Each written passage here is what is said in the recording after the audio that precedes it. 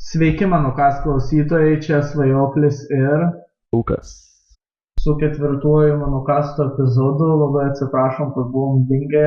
Jo, iš tikrųjų buvom šiek tiek dingę, nežinau, kaip čia kas buvo, ta prasme, gal ir mokslai atėmė daug laiko. Norėjom paminėti, kad jokio svečio mes šiandien neturim. Tiesiog nusprendėm dėl to, kad kitų nevarginsim, savęs nevarginsim, nes patys nelabai atsimenam, kaip čia ką daryti ir taip toliau. Aha. Tiesiog pabandysim pašnekėti, gal tam įdomu bus pasiklausyti, bandysim prisiminti tai, kas buvo po paskutinio podcast'o. Aš net nelabai atsimenu, kada tas paskutinis podcast'as buvo, tai bus sunku ir prisiminti, ką konkrečiai sakėm paskutinį kartą, bet žodžiu, ką nors įdomus. Paskutinį kartą mes, man atrodo, net nedalyvavom, mumis palai... Jo, mus pakeitė. Pakaitalais buvo, man atrodo, Paulito, Epitonas ir Pixelio, ne? Regis, jo, tai jam labai ačiū didelis, kad... Ne, BKGT buvo. Paulito, BKGT ir Epitonas. Ne, man atrodo, kad Epitonas. Tai kad jie patys pasirašė BKGT. Ai, jo, aš tik dabar žiūriu. Paulito, BKGT, Epitonas. Ačiū didelis jiem, kad jie mus pakeitė, nes trečia nežinojom jau kaip susukti, visiškai dingo noras. Ar grįžtam prie ketvirto? Ir iš tikrųjų, ką mes šiandien net nelabai turime, ne kažką taip ypatingo pasiruošę, bet iš tikrųjų yra, kurie tikrai įvyko per tą tarpą, tai būtų snapshotai, kas didesnė įvyko Minecraft'e ir tiesiog norėjom dar apie Monocraft forumą, ne, biškį pakalbėti. Aišku, apie savo namus reikia bent šiek tiek kažką užsiminti. Dabar čia taip irgi represent. Snapshotai, jeigu apie snapshotus, tai daug snapshotų buvo, bet neatrodo, kad būtų labai daug kažkokių gerų features pridėta. Bent jau kaip visi sako, tie survival features, tai tikrai nėra labai didelių, bet turim title komandą, irgi mapmakeriam per ekraną parašo žinutę, kokios nori. Komanda nusirodo žinutę ir ją parodo žaidėjim. Buvo padarytas toks įdomus kompasas, kur pagal pasisukimą parašo tą žinutę, o žinutė kaip kompasas nupieštas. Pridėta splashų ir pridėta naujų shaderių, bet apie šitos jau pasakom. Creeperis, kur žalias ir voras su akim. Buvo patobulintos komandos blokų dėjimui, bent jau klon, kuris leidžia perkelt blokus, net persidengiančiais tais, tai buvo padaryti visokie judantys traukiniai, kurie taip, po vieną bloką į priekį juda. Kaip visada tobulina žaidimų vidinės sistemas ir žinau, kad Dinarbonus perrašinėja daug dalykų. Tas naujas developeris Damagminer irgi labai prisideda, tik jis daugiau dirbo su tuo naujų modelių formatu ir su renderingu, su tuo, ką matom ekrane. Tai bus įdomu, kada jau didesni pakeitimai įeis, nes dabar aš įsivaizduoju, jie turi pasirašę kažkokias tarpinės versijas, kurios dar nelabai veikia ir dar nelabai galės įdėti į snapshot. Tai bus įdomu, kas gero iš to išeis. Kas iš survival features iš tikrųjų buvo, tai visai neseniai Reddit'e Minecraft'o reddit.com/r/Minecraft Jensas, developeris, pagrindinis dabar klausė žmonių, kaip reikėtų pavadinti naują bloką ar vieną iš naujų blokų. Jis pasakė, kad bus vienas blokas ir daug jo variantų, kurie generuosis po vandeniu ir Reddito jisai prašė išrinkti pavadinimą, Redditas išrinko pavadinimą Prismarinas. Tuo pačiu Jensas papasako, kad dar kitam snapshot'e greičiausia bus naujas šviesą skleidžiantis blokas Sea Lantern ir savo Instagram'e jis įdėjo nuotrauką su naujais blokais. Žodžiu, mus gundo naujais blokais ir pagaliau tie, kurie sako, kad trūksta dalykų survival features, tai povandeninį pasaulį biškį galbūt atgyvins tie blokai ir bus įdomu naujus pamatyti, naujus blokus ir dar tuo pačiu tuos variantus naujus. Aišku, žmonės iš karto skundžiasi, kad trūks pusblokių ir laiptų. Ir aš kažkaip norėčiau, kad būtų padaryti kažkokią standartizuotą laiptų, kad tiesiog nebūtų taip, kad reikia naujas blokas ir tada reikia atskiri laukti laiptų. Nežinau, dar aišku apie Smooth Stone Stairs irgi klausė, bet apie tuos iš viso jokių patvirtinimų nėra. Žodžiu, tiesiog, jeigu daugiau norit pasiskaityti apie snapshotinės versijas, tai kaip visada galite atsidaryti mano Crafto snapshotų postus, kuriuos atsakingai rašom, net labiau negu G5, ha. Ir, žodžiu, viskas ten parašyta ir galiausia matysim, kai išeis 1.8, kokių didelių pakitimų nuo 1.7 buvo.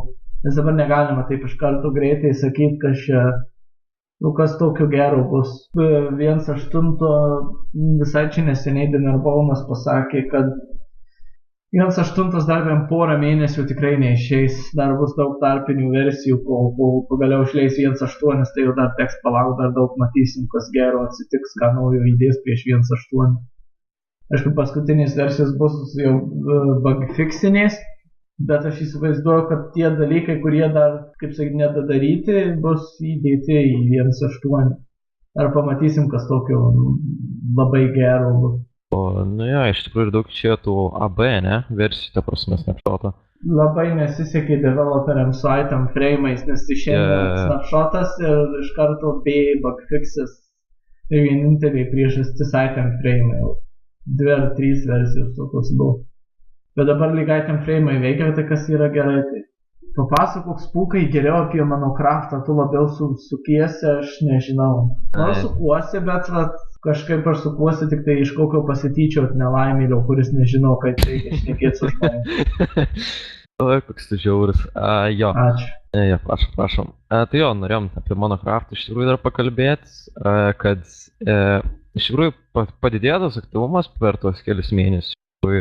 Kažkaip atėjo tas pavasaris ir iš tikrųjų kažkaip daugiau žmonės ir žmonių prisijungė, nes ten atsirado visokių, kas ten toks, Paliubašas, kas ten dar atsirado, Skydiveris, man atrodo, ir... Ačiū tiem žmonėm, kurie ateina vis dėlto pas mus, kurie ateina ir išneka pas mus, nes be jūsų mano Crafto nebūtų. Jo, iš tikrųjų džiaugiamės, kad ateina žmonių, bet to pačiu iš tikrųjų ir liūdni, nes ateina visokie ten veikėjai kaip Airidas LTU, jeigu tokį, tai irgi jie ten mėgsta parašyti savo gyvenimo tiesų apie Illuminati. Tai iš tikrųjų visi tos Illuminati žiūri tikrai labai juokingai. Ir iš tikrųjų žiūrus dideli pripostinimai prasideda, kad ir pavyzdžiui, Unitazas mane pakalbėti apie religijas čia pastaruoju metu. Visi pradėjo irgi ten... Savo nuomonės reikia, kad nematau, kad čia didelės problemų. Aišku, smagu ir ten tas Airidas parašė tą temą, taip ir nuėjo, bet tai ką dabar tos konspiracijos teorijos, tai... Tai ta prasme, biški pasišiukšlino, ta prasme, žmogus, kad ten rašydamas, kad jam ten 17 metų, o kai pasižiūrėjom jo video, ten dedas, tai o dieve. Bet tai turi, kaip jis, čia jo Game Fist, atsiprašau, Game Fist. Visi žiauriai, tas pavadinimas, ką primena. Game Fist komanda darys video su draugu, vienas video sub ir like. Antras video palieku YouTube. Geresnį mikrofoną nusipirksiu greitai. Tai parodysim. Aš negaliu, aš padarysiu video, kur viskas blogai ir kaip reikia daryti ir kaip blogai daryti. Nes čia net nesąmonė, kad čia įdėtas žmogus ir tos pačios klaidos jau buvau parašęs, kas atsimenat, buvau parašęs šitą. Googlerį, ne? Ne, aš... Jau atskira tema rimtai. Atskira tema, atskira gida, kaip ko nedaryt, ką daryt ir vis tiek tas pats. Nežinau, kaip Game Fist komandai seksis ateityje, bet nematau šviesių prošvaisių. Aš iš tikrųjų asmeniškai tai iš jūs nematau ateities tam kanale. Tai kokią ten gali ateitį matyti? Iš tikrųjų, žiūrėk, kita tema. Podcastų yra. YouTubinimas. Tai kodėl kitam galim dabar pašnekėti? Tai šiandien daug ką šnekėti. Turimės, pas mus yra veikėjų, kurie suka video. Ne, nesuka video. Yra kur suka video? Jo, yra kur suka. Yra Skydiveris, palaukas dar Paulito, Paulito. Ten ir kitų, to prasme, ir ant kitų platformų, ten Svajoklis, pavyzdžiui. Savo streamint pradėjo ten vakar, žiūrėjom tokius senesnius viskis žaidimus ant NES ir taip toliau. Nenori nieko pasakyti apie savo streamus, pareklamuoti ar ką nors toliau? Nėra ką pareklamuoti, tiesiog atsisėdau vienam buvo liūdna, galvoju, pažaisiu, yra prisijungusiu, gal bus įdomu pažiūrėti, tai buvo žmonių, kurie žiūrėjo. Aišku, dėl spūko teko gerai kokybę pamušti. Nežinau, pabandysiu geresnį įjungti, nes čia kažkaip nelabai, kai pasižiūrėjau kokią kokybę, bet turiu žaidimų, turiu paprastų žaidimų, domėjausi labiau, žiūrėjausi, kaip ten streaminasi, tai nežinau, gal bus daugiau tų streamų matysiu. Vat, yra pas mus video daro, yra normaliai daro, Menilo savo blogą turi let's play'us, bet tikriausiai jau pasako. Užsiminsim, kad užsimenam, tik kad padarė, man buvo kilus mintis, jisai padarė, kad savo progresą ne video demonstruoja, bet demonstruoja screenshotais ir tekstu. Įdomesnė forma ir tokia kaip ir nespaudžianti, labai editinti, daug ką ten įrašinėti ar kažką labai daug galvoti, tiesiog įdėti ir papasakoti. Tai jo, dar čia, jeigu jau prakalbai apie Menilo, tai pasakyti, kad ir kaip ir supratau, Menilo Craft grįžta, ta prasme, prasidėjau closed beta testavimas, nu, iš tikrųjų ir nėra jau tokia labai open beta, bet va štai aš gavau čia nesenai irgi laišką į elektroninį paštą, kad galima ateiti jau, pasižiūrėti, praeis, tai manau reikės šį vakar gal, čia kada streamas čia. Jo, tai kaip supratau, jis kūrė savo modifikaciją, prasme, savo kažkokią modifikaciją implementuos į tą mapeką. Aš dabar pats nelabai domėjaus, bet man irgi labai pačiam įdomu, kai atsiras ten kažkokie questai, kurios galėsim vykdyti ir taip palaipsniui tas žaidimas skills ir taip toliau. Štai ten gausi daiktus, kiek supratau, ir taip toliau. Unikalius daiktus suklastėsi. Jo, ir pastebėjau, kad labai, ta prasme, didelis aktyvumas yra tų dabar žaidėjų, ta prasme, narių temai, tai jo. Gal kas nors nešim ką nors naujo, nes ta prasme, kiek aš žaidžiau tame vienam sezone, nu tai iš tikrųjų po savaitės ir žinai, ta prasme, daug labai nuobodu pasidarė, nes pasidariau viską ir sėdėjau. Toks, žinai, ką čia veikti, galvoju. O ten, manau, jeigu bus tos užduotis, tai tikrai bus ką veikti. Jis tam ir sugalvojo visus tos paketus, kad pagilint Minecraft'ą, kaip mes... Kur mes ten dalyvavom, kur aš buvau, tada, kur su Nether Dragonu kovom, kaip tas serveris vadinos? Tipo Race for the Wool ar kas? Ne, nu žaidėm Race for the Wool. Ai, Mineplex, rimtai. Kaip? Mineplex ar kur tu ten, jo. Ne, aš dar kitur buvau, Jesus, kur tada, kur ėjom visi, kur nuo nulio pradėjom. Naują serverį. Wow. Net neatsimeni? Ne, man dabar toks throwbackas dabar, bet ne. Kur darėm, kur Ender Dragono video. Nebuvo aš. MC Vanilla, va.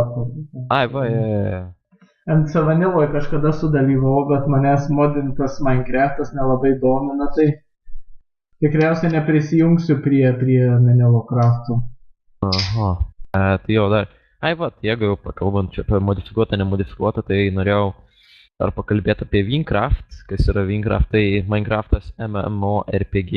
Tai jis visiškai yra nemodintas serveris, ta prasme viskas yra rašyta, kodas rašytas yra, nieko nereikia, eina ant 1.7.9 versijos ir iš tikrųjų žiauriai daug ką sužavėjo, kai aš pranešiau, kad yra toks serveris, žinai, užsiminiau tame nuotaikų pranešimuose, gal kad žaidžia Minecraft'ą, nes man iš tikrųjų vienam buvo biški neįdomu, žinai, ir tie MMO, ta prasme, į tokį pagrindų, kad reikia levelinti save, ta prasme, grindinti, tai man biški nuobodu buvo, pasikviečiau vieną žmogų, XDand, man atrodo, ja, jis sudomino, jis irgi pradėjo žaisti, bet man atrodo, jie kiti youtuberiai, per kitus youtuberius sužinojo, Double ar kaip ten, ir jo, ir sugalvojau sukūriau temą, iš tikrųjų daug kas užpildė anketas, ir iš tikrųjų, kodėl užpildė anketas, tai dėl to, kad kūriau, ta prasme, man buvo idėja sukurti tokį kaip ir gildą, lietuvių gildą, nes iš tikrųjų tam serverį nebuvo lietuvių, ta prasme, vienetai, bet ir vis ir tai išsisklaidė, tai galvoju sukursiu gal tokią mažą grupelę, kur ta prasme eitų visokius ten renginius sugalvotus ir taip toliau. Jau vienas renginys buvo, sekmadienį, man atrodo, iš penktadienio nukeltas ir jo. Buvo tik 3 žmonės, man atrodo, bet nes visi kažkaip ten išsilakstė, tai jo. Bet dabar, man atrodo, reikės ir vėl prikelt tą projektą ir sakyti, kad daug sugalvot, kaip čia galėtume tokį tinkamą laiką sugalvoti, kad visi galėtų, nes penktadienį, kai norėjom daryti, tai buvo 2 žmonės negalėjo, šeštadienį 3, man atrodo, žmonės, o, va, kaip minėjau, sekmadienį tai tik 3 žmonės atėjo. Biški gan liūdniai. manau, jeigu kiekvieną čia darysim tos podcastus sąžiningai ir jeigu palaikysiu aš tą Minecraftą, tai gal tokią mažą rubriką padarysiu, pakalbėsiu, kas naujo tame Minecraft'e. Tai jo, man atrodo, daugiau kaip ir apie Minecraft'ą neturiu ką pasakyti, bet tikrai mestelkit kartais sakė į formą, nes gal kažką nors prašysiu naują, atnaujinsiu ir taip toliau. Gerai, Spūkas papasakojo apie serverius, aš galiu pasakyti tokią linksmą naujieną, kad Realms arba Minecraft erdvės buvo išleistos visam pasauliui. Vieną dieną išleido ten Suomijai, man atrodo, dar kažkam, žodžiu, ir Lietuvai kartu, nors konkrečiai nepranešė. Ir dabar visai čia neseniai paskelbė, kad visam pasauliui prieinama. Jo, labai iš tikrųjų greit prasiplėtė. Aš tai man visai iš tikrųjų tą Realms idėją. Mes nelabai gavom paliesti tą temą, jeigu čia galim taip išsireikšti paliesti apie Minecraft Realms, ne? Nelabai, nes Lietuvoje nebuvo tiesiog prieinama. Ir man atrodo dar iš vis nebuvo niekur, ta prasme, beta uždarimas, kaip buvo paskutinis snapshotas. Tai jo. Buvo Realms iš tikrųjų erdvės reklamavo nuo paskutinio Minecono reklamavo, nes ten išdalino tuos raktus. Aha, ja. Dabar ir aš atsimenu. Jo, iš tikrųjų, aš jau pats gavau pamėginti Realmsuose pažaisti, bet aš žaidžiau pas tokį anglą, tai iš tikrųjų aš nelabai įsivaizduoju, kur tie serveriai laikomi, ar ten eina pastatim, ta prasme, žinai, ar kaip. Nes, ten naudojame Amazono tą... Amazono naudojami serveriai, o kai tie serveriai yra po visą pasaulį paskleisti, tai kai prisijungi prie Realms, tai ir panaudoja patį geriausią įmanomą serverį tavo hostinimui. Ir iš tikrųjų tam čia po truputį tik sklido dėl to, kad tikrinta apkrovas. Kad nebūtų taip, kad per daug žmonių vienu metu subėgtų į Realms ir užstringa viską. Tai tik po šalis įjunginėjau ir po to visą sistemą gal įjungiau. Jo, iš tikrųjų, kažkai žaidžiau kokias gal 2 valandas, gal 3 pažaisti. Nelabai aš ką ten rimtai dariau, bet nesijautė lagai iš tikrųjų. Tik aišku, tas toks biški gal liūdesys, kad 20 žmonių te palaiko, bet, už savo kainą, kiek ten 30 kili, tai gan neblogai iš tikrųjų. Jeigu tikrai nori paremti ten, aš žinau, kas mėnesį tuos kūrėjų žaidimo ir taip toliau, manau visai neblogai, neblogas dylas yra. Tuo labiau tie serveriai skirti ne tai, kad kažkokiem labai rimtiem žaidimam, bet tiem, kurie nenori patys savo susihostinti. Aš mačiau, kad buvo žmonių, kurie skundėsi. Tai kas čia dabar Realms, koks čia render distance, nustatytas atstumas, kiek čiankų rodyti labai nedidelis. Ir negalima keisti daugumos nustatymų tam serveriui. Tai buvo nusiskundimų, kad negali ten susigeneruoti savo kažkokiu custom generavimo settings nustatyti, bet geriau pagalvojus, kad čia yra tas serveris tokiem, kurie tiesiog nori nusipirkti, tiesiog žaisti. Tai aš nemanau, kad čia labai didelė tokia bėda, kad ten funkcijų nėra tiek daug. Jeigu pats daraisi, pats nusipirki VPN ir įsirašai serverį, gali daug daugiau padaryti, iš tikrųjų ir turėti viską valdyti. Jo, bet ir patirties reikia, tas iš tikrųjų gan toks lankstesnis palieka tas serveris, bet dar iš tikrųjų gerai, aš pats tik kai kalbėjau su tuo, kas laikė tas Minecraft Realmsus, dar sužinau šio lūpų, kad, ta prasme, galim, žinai, išsaugoti savo žemėlapį, ta prasme, kitiems Realmsams, jeigu nori prasitęsti, sakykim, ant savo tuos nuotykius ir tam pačiam pasauliu. Jo yra galimybė atsisiųs, kad nepradingtų visas darbas. Aš iš pradžių, žinai, įsivaizdavau, galvoju, kaip čia įdomiai, ta prasme, pažaidži, čiukš dingsta. Tai neblogai, tai Realmsai neblogai. Bet čia dabar visa mūsų kalba eina tik tai apie PC versiją, o visai neseniai Mojangas išleido blog postą apie konsolinės versijas, Pūgas žinau, kad skaitė labai įdėmiai. Jo, tai iš tikrųjų dabar jau bus, gan greitu metu bus prieinamas jau beveik ir ant beveik kiekvienos prieinamos platformos Minecraftas, tai yra Xbox One, PS4, PlayStation 4 ir PS Vita, tas handheld konsolė, ta prasme, kur galim nešiotis. Xbox One ir ir to PS4 kainos bus po $20, šiek tiek brangesnis negu į versijos nusipirkus. Iš tikrųjų gan neblogas dalykas tas, kad nusipirkus PlayStation 3, buvot nusipirkę PlayStation 3 kopiją Minecraft'o, tai jūs galės naudoti ir Vita konsolėje. O ką Xbox'as siūlo, jeigu jie neturi savo to handheldo, tai jie siūlo, sakykime, jūs esat nusipirkę Xbox 360 kopiją, tai jūs galite tik už $5 mokėjimą galite atsinaujinti savo tą versiją Xbox One. Ir taigi po to eina, kad maždaug visos konsolės versijos turėtų išeiti rugpjūčio mėnesį. Tikslios datos, man atrodo, kaip ir nėra. Tai va, tiek iš tikrųjų nėra daug, bet kas, ta prasme, nelabai pripažįsta ten PlayStation, personalinių kompiuterių ten gaminimą, gal tiesiog ant konsolės norės pažaisti. Ir dar iš tikrųjų gan įdomus dalykas, kad jeigu jūs norėsit žaisti Vita multiplayerį su PS3, tai neišeis, nes jie ten bandė kažką daryti, bet jiems kaip ir neišėjo. Aš dabar čia dar užmetu akį iš tikrųjų to puslapio, bet iš tikrųjų džiaugiuosi, nes aš žinau, rodos, kad tiesiog nėra nei nuskriaustų, nei paliktų likimo valiai. Dar galiu trumpam užsiminti, kad vis dar kruta reikalai su PE versija. Dabar čia bus atnaujinimas, regis, greitų laikų. Tai PE versija, bet žodžiu, jie daro viskas normaliai. Man atrodo, ar nėra taip, kad PS Vita versija, ar jinai atskira, ar jinai remiasi tą PE versiją? Ji remiasi PlayStation 3 versiją, tai tu nusipirkęs PlayStation 3 versiją, tu turėsi iškart jau PS Vita versiją. Aišku. Kažkaip pasirodė, lyg ar nešiojama, tai turėtų būti perėm. Nu, bet bus update, viskas vyksta, tik viena yra palikta likimų valiai versija.